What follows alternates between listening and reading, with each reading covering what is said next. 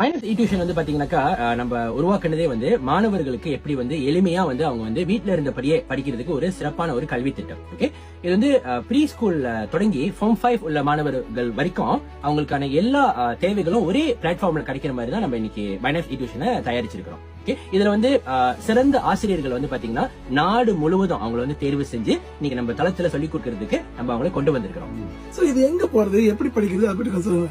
கண்டிப்பா அவங்க வேற எங்கேயுமே போக தேவையில்ல. எனக்கா இன்னைக்கு வந்து எடுகேஷன் கல்வின்றத வந்து நம்ம அவங்க நேரா அவங்க வீட்டுக்கே நம்ம கொண்டு வந்திருக்கிறோம். சோ வீட்ல இருந்தபடியே வித் கம்ஃபர்ட் அண்ட் சேஃப்டி அப்படின்னு சொல்லுவாங்க ஆஃப் தியர் ஹோம். அப்ப அந்த வீட்ல இருந்தே மாணவர்கள் வந்து சிறந்த ஆசிரியர்கள் இடமிருந்து அவங்க வந்து படிக்கிறதுக்கு இது வந்து குரு பாக்கார் அப்படின்னு சொல்லுவோம். ஹோல் மலேசியா அவங்க வந்து வலை வீசி தேடி நம்ம இன்னைக்கு இந்த தளத்துல சொல்லிக் கொடுக்கறதுக்கு கொண்டு வந்திருக்கிறோம்.